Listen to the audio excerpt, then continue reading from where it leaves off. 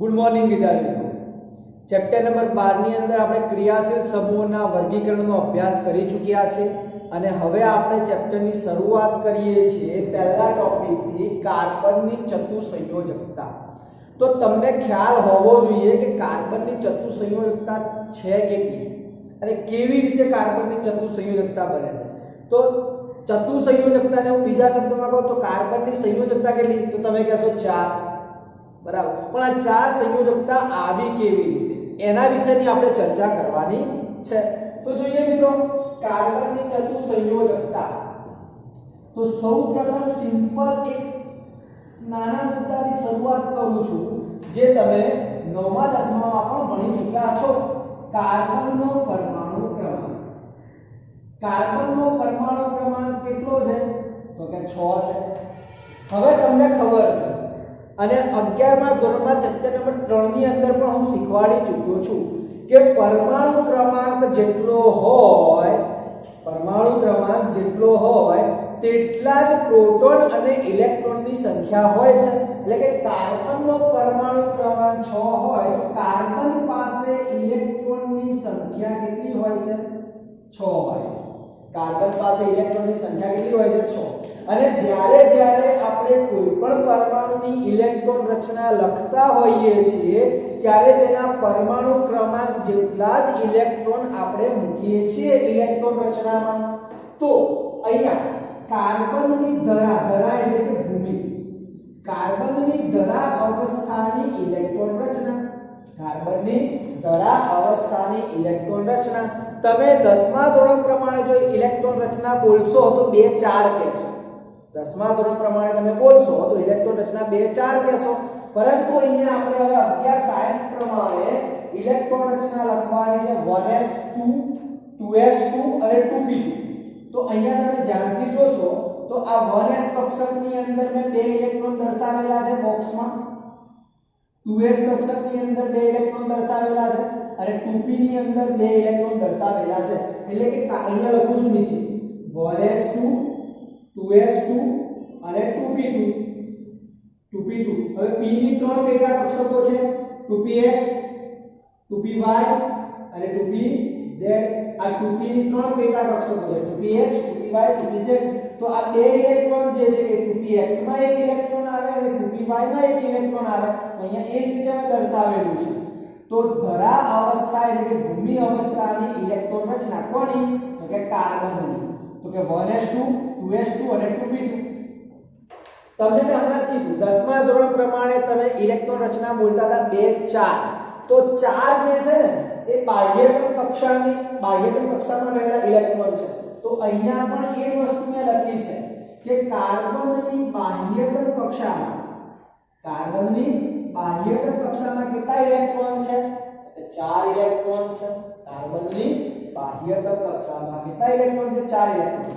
આ 1s2 જે છે ને 1s2 હિલિયમની ઇલેક્ટ્રોન રચના છે, હિલિયમ નિષ્ક્રિય છે। તો આ હિલિયમ નિષ્ક્રિય છે તો આ જે અંડરલાઈન કરું છું 2s અને 2p કક્ષક એ બાહ્યતમ કક્ષા કહેવાય। શું કહેવાય, બાહ્યતમ કક્ષા। તો બાહ્યતમ કક્ષામાં કેટલા ઇલેક્ટ્રોન છે, 2s માં 2 અને 2p માં 2, ટોટલ થયા 4 ઇલેક્ટ્રોન। આ હિલિયમ કમ્પ્લીટ કહેવાય એટલે કે નિષ્ક્રિય છે। તો 1s2 જે છે હિલિયમ કમ્પ્લીટ નિષ્ક્રિય છે, તો બાહ્યતમ કક્ષામાં 4 ઇલેક્ટ્રોન રહેલા છે। હવે હું તમને સિમ્પલ શબ્દોમાં એક વસ્તુ સમજાવવા જઈ રહ્યો છું। આ કાર્બનની ઇલેક્ટ્રોન રચના જે છે એમાં 6 ઇલેક્ટ્રોન છે। હવે આ 6 ઇલેક્ટ્રોન છે એટલે એની ઇલેક્ટ્રોન રચના છે 1s2 2s2 2p2, બાહ્યતમ કક્ષામાં 4 ઇલેક્ટ્રોન છે। તો આ કાર્બનને હિલિયમ એટલે કે 1s2 જેવી રચના પ્રાપ્ત કરવી હોય, સમજજો આ કાર્બન પરમાણુ જે છે આ કાર્બન પરમાણુને આ તો હિલિયમની રચના છે। તો આ કાર્બન પરમાણુને હિલિયમ જેવી રચના પ્રાપ્ત કરવી હોય તો આ 4 ઇલેક્ટ્રોન ગુમાવવા પડે। આ 4 ઇલેક્ટ્રોન શું કરવા પડે, ગુમાવવા પડે, બરાબર। અને જો નિયોન જેવી રચના પ્રાપ્ત કરવી હોય, નિયોન જેવી રચના પ્રાપ્ત કરવી હોય તો 10 ઇલેક્ટ્રોન જોઈએ। તો ટોટલ ઇલેક્ટ્રોન કેટલા છે, 6, બીજા કેટલા જોઈએ, 4। તો કહેવાનો મતલબ કે આ કાર્બન પરમાણુને નિષ્ક્રિય વાયુ જેવી રચના એટલે કે હિલિયમ જેવી રચના પ્રાપ્ત કરવી હોય તો 4 ઇલેક્ટ્રોન ગુમાવવા પડે અને જો નિયોન જેવી રચના પ્રાપ્ત કરવી હોય તો 4 ઇલેક્ટ્રોન મેળવવા પડે. 4 ઇલેક્ટ્રોન શું કરવા પડે? મેળવવા પડે. સમજજો. તો અહીંયા મેં એ જ વસ્તુ લખી છે. કાર્બનને નિષ્ક્રિય વાયુ જેવી રચના પ્રાપ્ત કરવા માટે 4 ઇલેક્ટ્રોન ગુમાવવા પડે. જો 4 ઇલેક્ટ્રોન ગુમાવે તો હિલિયમ જેવી રચના પ્રાપ્ત કરે. સમજો. 4 ઇલેક્ટ્રોન ગુમાવે તો હિલિયમ જેવી રચના પ્રાપ્ત કરે અથવા 4 ઇલેક્ટ્રોન મેળવવા પડે. અને જો 4 ઇલેક્ટ્રોન મેળવે તો નિયોન જેવી રચના પ્રાપ્ત કરે છે. અહીંયા સુધી ખ્યાલ આવી ગયો હશે તમને. 4 ઇલેક્ટ્રોન ગુમાવે તો હિલિયમ જેવી અને 4 ઇલેક્ટ્રોન મેળવે તો નિયોન જેવી રચના પ્રાપ્ત કરે છે. અહીંયા વાત કરીએ.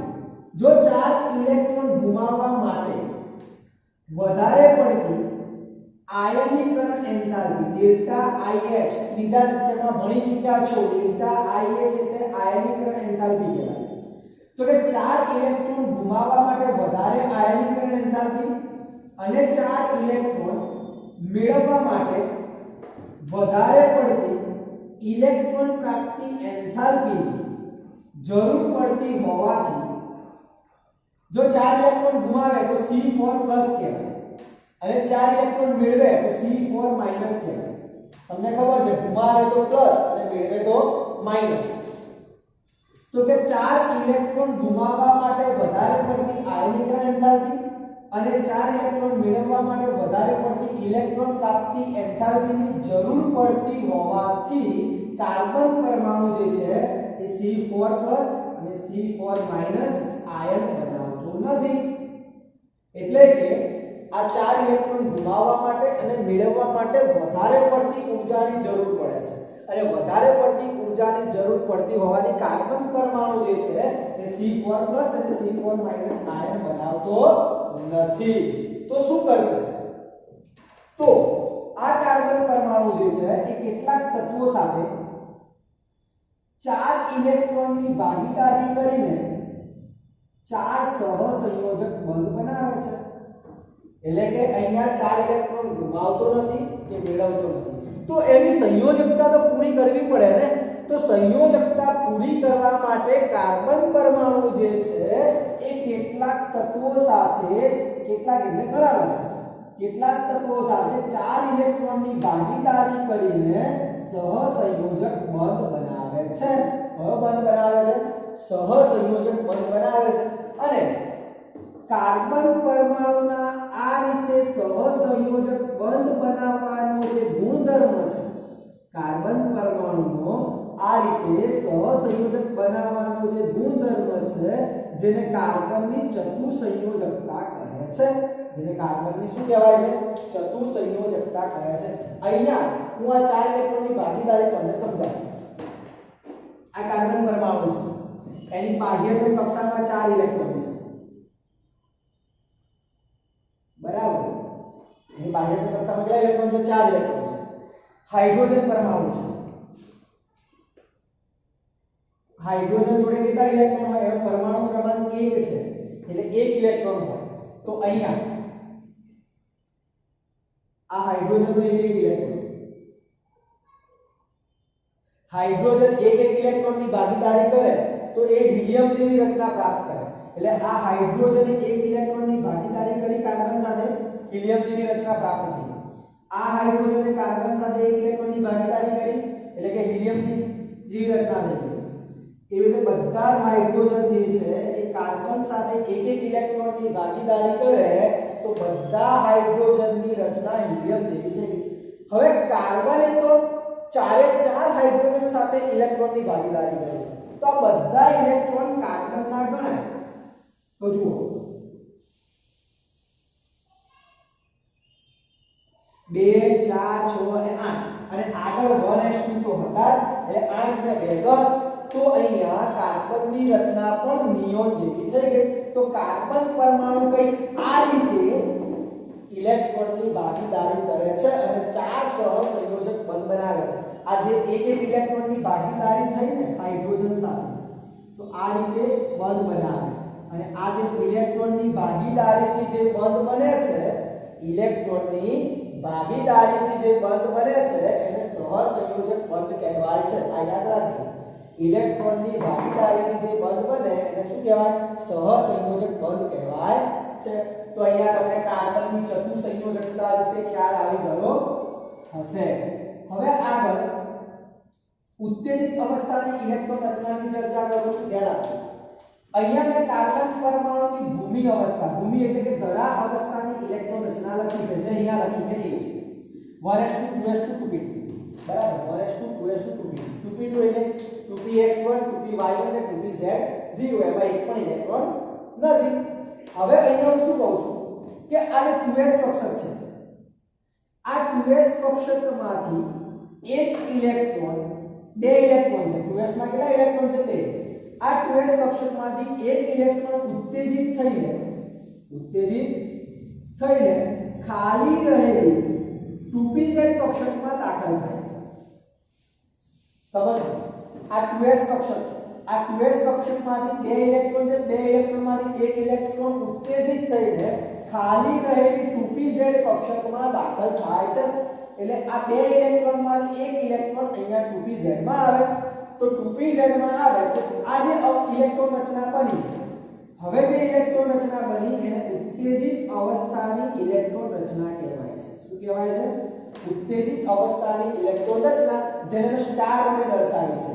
તો જુઓ 1s2 2s માંથી એક ઇલેક્ટ્રોન ઉત્તેજિત થઈને 2p માં ગયો એટલે 2s માં બે ની જગ્યાએ થઈ ગયા એક ઇલેક્ટ્રોન. 2px1 2py1 અને 2pz1 થઈ ગયા. તો બાહ્યતમ કક્ષામાં કેટલા ઇલેક્ટ્રોન હતા? 4. તો અહીંયા જુઓ આ 4 ઇલેક્ટ્રોન થઈ ગયા બાહ્યતમ કક્ષામાં. તો આ થઈ ભૂમિ અવસ્થાની ઇલેક્ટ્રોન રચના અને આ છે ઉત્તેજિત અવસ્થાની ઇલેક્ટ્રોન રચના. તો અહીંયા આપણો જે પહેલો ટોપિક છે કાર્બનની ચતુસંયોજકતા એ પૂર્ણ થયો અને તમને સારી રીતે ખ્યાલ આવી ગયો હશે. ત્યારબાદ અહીંયા એક ટોપિક લખેલો છે, નાની એક વ્યાખ્યા છે, સંકરણ. અને આ જે ટોપિક છે એ તમારા એનસીઈઆરટી સિલેબસ મુજબ જો વાત કરું તો અહીંયા 12મા ચેપ્ટરમાં નથી.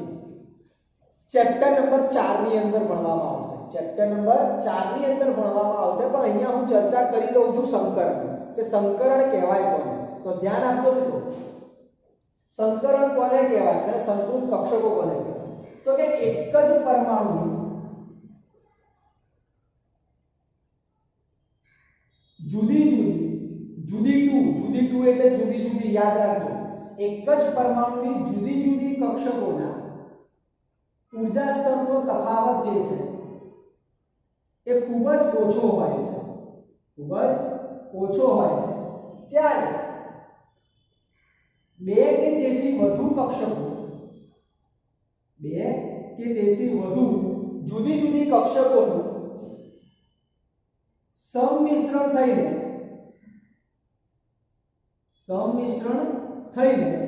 સમાન આકાર અને સમાન ઊર્જા ધરાવતી તેટલી જ સંખ્યામાં કક્ષકો ઉત્પન્ન થવાની ક્રિયાને સંકરણ કહે છે. અને આ રીતે ઉત્પન્ન થતી કક્ષકોને સંકૃત કક્ષકો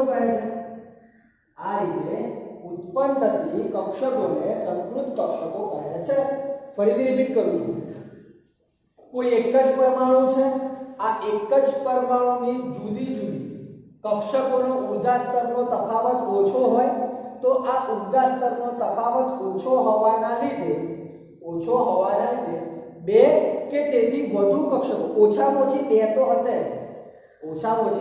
હશે મિશ્રણ થવા માટે બે કક્ષકો તો જોઈએ જ.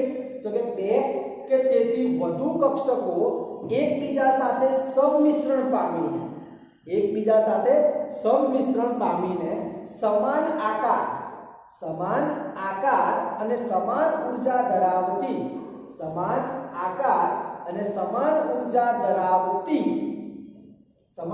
ધરાવતી તેટલી જ સંખ્યામાં કક્ષકો ઉત્પન્ન કરે છે. અને આ રીતે જે કક્ષકો ઉત્પન્ન થાય છે, આ કક્ષકો ઉત્પન્ન થવાની ક્રિયાને સંકરણ કહે છે. અને આ રીતે ઉત્પન્ન થયેલી કક્ષકોને સંકૃત કક્ષકો કહે છે. ફરીથી રિપીટ કરું છું, જુદી જુદી કક્ષકો છે, આ જુદી જુદી કક્ષકોનો ઊર્જા સ્તરનો તફાવત ઓછો છે, તો તેવી બે કે તેથી વધુ કક્ષકો એકબીજા સાથે સંમિશ્રણ થશે. સંમિશ્રણ થઈને સમાન આકાર અને સમાન ઊર્જા ધરાવતી તેટલી જ સંખ્યામાં કક્ષકો ઉત્પન્ન કરે છે, જેને સંકરણ કહે છે. અહીંયા હું ઉદાહરણ સમજાવું. જે ત્રણ પ્રકારના સંકરણની આપણે ચર્ચા કરીશું ચોથા ચેપ્ટરમાં,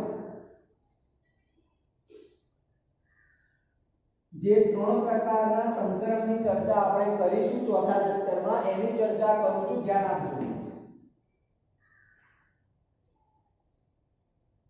જો S ઉપર કશું લખેલું નથી, S ઉપર કશું લખેલું નથી એટલે S ઉપર 1 કહેવાય. તો S પ્રકારની કેટલી કક્ષક? એક કક્ષક. અને P પર કેટલા લખેલા છે? 3. તો P પ્રકારની 3 કક્ષક. તો ટોટલ કેટલી થઈ? 3 ને 1 4. તો આ 1 અને 3 કક્ષકો એકબીજા સાથે સંમિશ્રણ થાય. S પ્રકારની 1 અને P પ્રકારની 3. આ S પ્રકારની 1 કહેવાય, P પ્રકારની 3 કક્ષકો કહેવાય. તો કે 3 કક્ષકો એટલે ટોટલ થઈ 4. તો આ 4 કક્ષકો એકબીજા સાથે સંમિશ્રણ થઈને સમાન આકાર અને સમાન ઊર્જા ધરાવતી તેટલી જ સંખ્યામાં 3 ને 4 મિશ્રણ થઈ તો 4 કક્ષકો ઉત્પન્ન કરે. તો ટોટલ 4 કક્ષકો ઉત્પન્ન થાય છે. ખ્યાલ આવે કે નહીં? આવી જ રીતે અહીંયા S પ્રકારની 1 અને P પ્રકારની 2. તો ટોટલ કેટલી થઈ? 2 ને 3. તો અહીંયા 3 કક્ષકો ઉત્પન્ન થાય. એવી જ રીતે અહીંયા S પ્રકારની 1 અને P પ્રકારની 1, કારણ કે બંને પર કશું નથી એટલે S પ્રકારની 1 અને P પ્રકારની 1 એટલે ટોટલ કેટલી કક્ષકો ઉત્પન્ન થાય? 2 કક્ષકો ઉત્પન્ન થાય છે. તો તમારે આ યાદ રાખવાનું છે. ઉદાહરણ મેં અહીંયા સમજાવ્યું છે કારણ કે આની ચર્ચા આપણે ચોથા ચેપ્ટરમાં કરીશું. તો અહીંયા તમને કાર્બનની ચતુઃસંયોજકતા અને સંકરણ વિશે ખ્યાલ આવી ગયો હશે.